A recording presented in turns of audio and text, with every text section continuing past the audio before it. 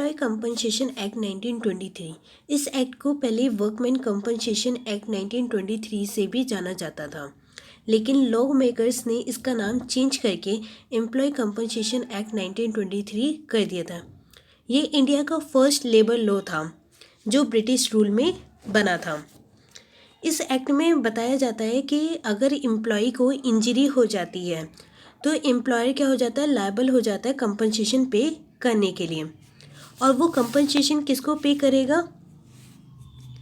Dependent को। Dependent अगर in case employ की डेथ हो जाती है या फिर टोटल डिसेबलमेंट हो जाती है या पार्शियल डिसेबलमेंट हो जाती है, तब एम्प्लॉयर क्या हो जाता है, हमारा लायबल हो जाता है कंपनसेशन पे करने के लिए। अब टोटल डिसेबलमेंट मतलब क्या होता है और पार्शियल डिसेबलमेंट मतलब क्या होता है? टोटल डिसेबलमेंट मतलब कि ज़ीरो अर्निंग कैपेसिटी, मतलब एम्प्लॉय की क्या हो गई है, अर्निंग क्या हो गई है, बिल्कुल ज़ीरो हो गई है। ना तो उसे जिस एम्प्लॉयर के साथ वो काम कर रहा था उसने भी उसे निकाल दिया है जॉब से, और कहीं और जॉब उसे मिल नहीं रही। तो ये क्या हो गया, उसके साथ ज़ीरो अर्निंग कैपेसिटी होगी, मतलब टोटल डिसेबलमेंट हो गया। और पार्शियल डिसेबलमेंट मतलब क्या होता है, उसकी अर्निंग कैपेसिटी क्या हो गई है, रिड्यूस हो गई है, मतलब जितना पहले वो कमाता था उससे वो क्या हो गई है, कम हो गई है अब इंजरी के बाद। अब इस चैप्टर में एक्ट में बोला गया है डिपेंडेंट। डिपेंडेंट किसको माना गया है? जिस वक्त एम्प्लॉय की डेथ हुई है उस वक्त एम्प्लॉय के ऊपर डिपेंडेंट कौन कौन है यह माना गया है।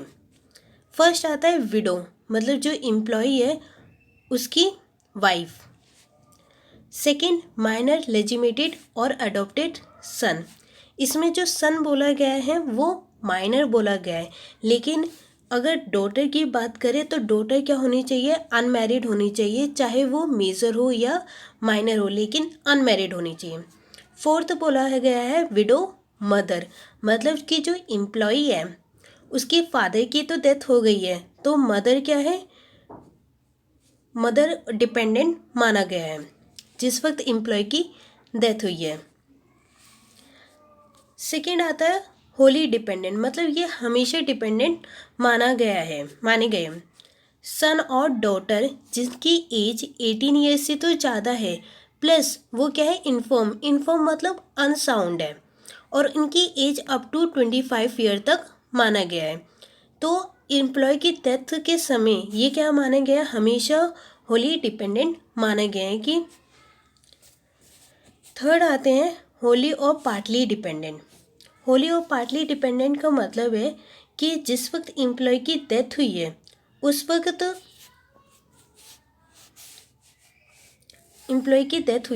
वक्त जो या तो एम्प्लॉय के ऊपर फाइनेंशियली होली डिपेंडेंट थे या पार्टली डिपेंडेंट है, मतलब अगर पार्टली भी डिपेंडेंट माना गया है उनको।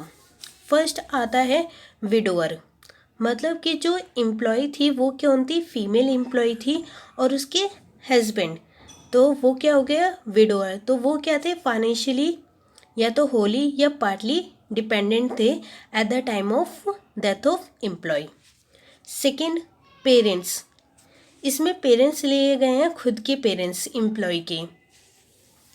थर्ड आता है माइनर इलेजिमेटेड सन और अनमैरिड इलेजिमेटेड डॉटर। इलेजिमेटेड मतलब अनऑफिशियली और या फिर इलीगली। जो इलीगल माइनर सन है या फिर इलीगल अनमैरिड डॉटर है, उनको भी अगर वो फाइनेंशियली डिपेंडेंट थे होली या पार्टली एम्प्लॉय के ऊपर तो इनको भी होली और पार्टली डिपेंडेंट माना गया है। फोर्थ, डॉटर लेजिमेटेड और अडॉप्टेड और illegitimated if married and a minor, मतलब कि हमारे इसमें तीनों डॉटर्स को ले लिया गया है। एक तो डॉटर लेजिमेटेड, अडॉप्टेड और इलेजिमेटेड, चाहे वो मैरिड हो एंड माइनर हो, मतलब एक तो शादीशुदा है और साथ में क्या है, माइनर है, 18 ईयर से कम है। और इफ़ विडो एंड माइनर, अगर मतलब जो माइनर है उसकी बचपन में ही मतलब बाल विवाह हो गया और अब वो क्या है, विडो है, तो वो भी अगर वो फाइनेंशियली डिपेंडेंट थे होली या पार्टली तो उनको भी माना गया है इसमें।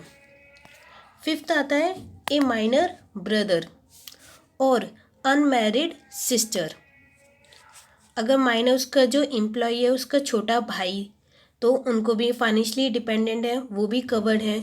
और अनमैरिड सिस्टर, और अगर अनमैरिड सिस्टर है तो उनको भी कवर्ड किया गया है।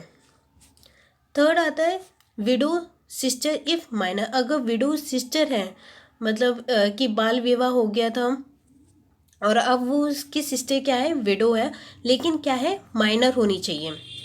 सिक्स्थ में आता है विडो डॉटर इन लॉ। इसका मतलब है कि जो एम्प्लॉय है वो कौन थे, ससुर थे। ससुर क्या थे, एम्प्लॉय थे। और जो हम बहू थी वो क्या थी, डिपेंडेंट थी।